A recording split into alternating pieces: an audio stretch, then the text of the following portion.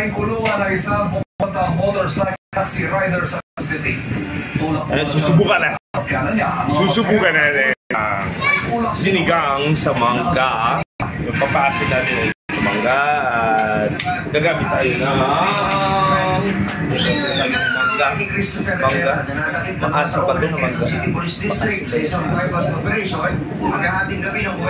At gamitin pa ng pang-asim na sinigang sa gabi. Nakuha natin itong idea from Ninong Rai. Yan, idol. Nagkakahalaga ng 170,000 pesos.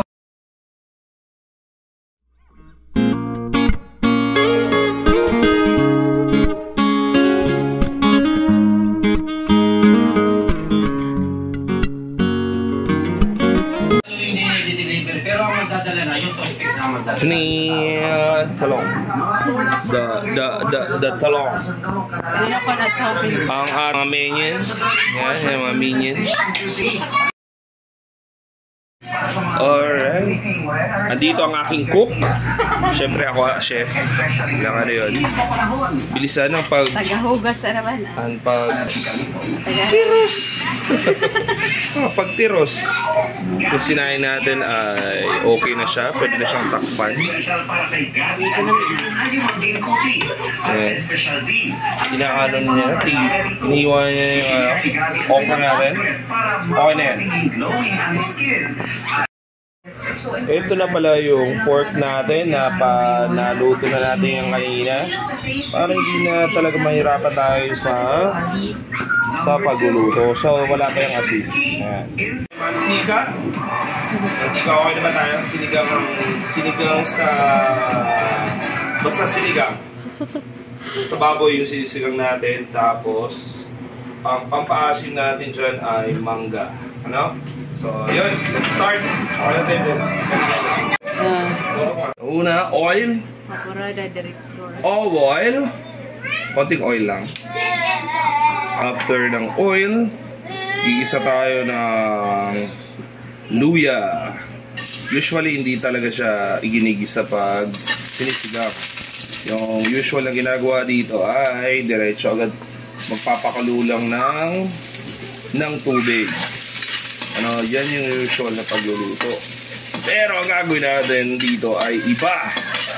Iba siya. Ang gagawin natin, gigisa tayo.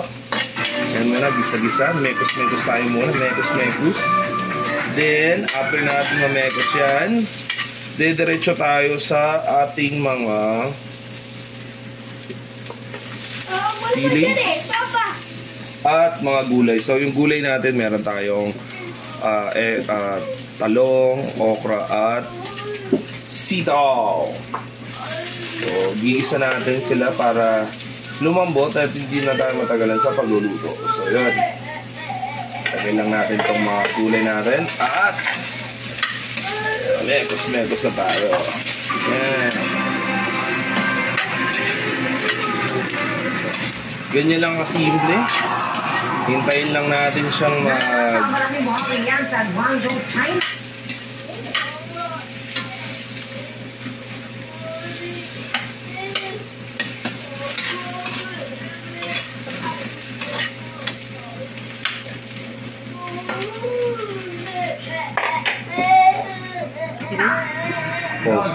Okay.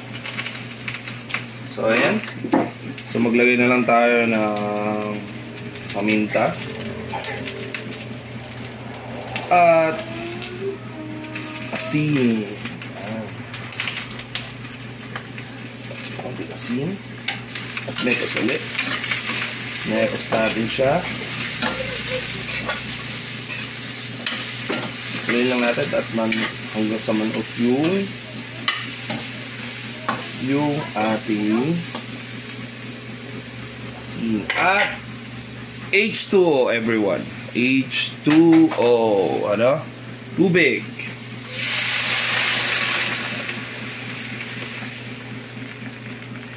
Yan. So ito, hihintayin natin siya magpapakulo. At lalagyan natin siya ng sinigang at ang ating secret ingredient, ang mangga. Yan.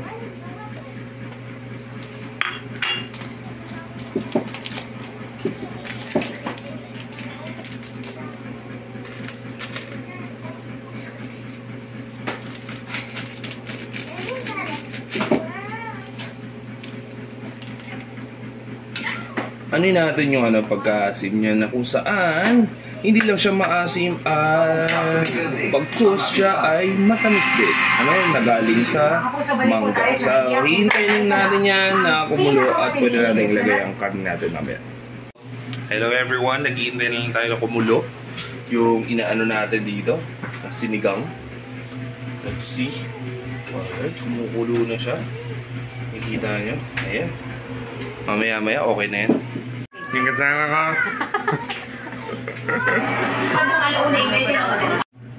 Ayan. Amoy na yung pagkaasim. Yan. Alright. Kita natin na malapot na siya. So, ilalagay na natin yung karne natin na yan.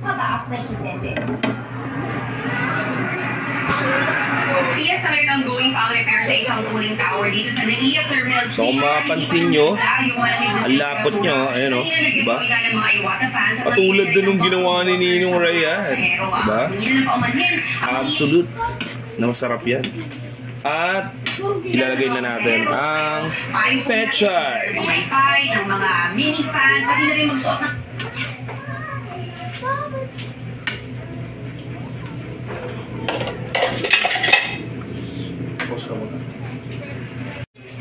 Alright, pwede pa tayo magdagdag ng H2O kasi parang sobrang lapot niya. Ayan. At yan, hintayin na lang natin na maluto ang pechay. Ang pechay, no? Spread lang natin siya dyan at hintayin natin maboil. At later, on the go na tayo. Chanan!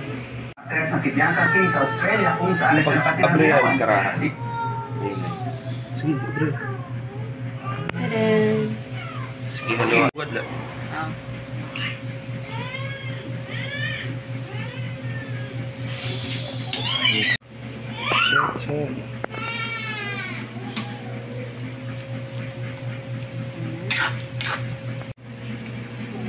Tinik pa na. Nako, ando na. Basta. Salas na ako na-asom. Pag-settle down sa Australia, naabutan siya ng lockdown noong pandemic sa Land Down Under at doon ikinasal at nagkaanak. Masaya man. Kanin.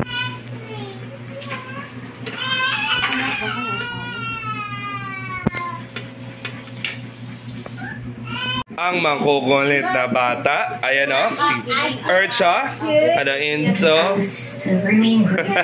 tsura ni Dilo, ano, Leonard,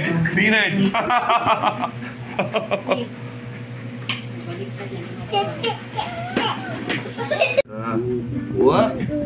Wow, tingin. Kasi ni Marnie? No. Ayan na. Si Ursa. Kain na, kanin muna, kanin. Si Lina, Inso daw. Kain na. Kain na si picture. Nakapit ka pa. Ta! Iya, itchat ito nga. Poko. Ikaw, Linard. Linard. Kain na. Kada mo dyan to sa orasyon, manggado. Manggad, makakaon lagi namin orasyon pa. String beans. So, yan. Actually, masarap siya. Yung pagkain, di ba? Di ba, Urcha? Sarap yan. Oh. So, i-recommend ko to na gamitin yung papaasim yung tinatawag natin mangga. At promise, sulit. Sulit siya. Sulit siya ng pampaasim para sa mga sinigang. Ayan, o, di ba? Stelo, gusto? Ayan. Sulit siya na pampaasim. And, yun.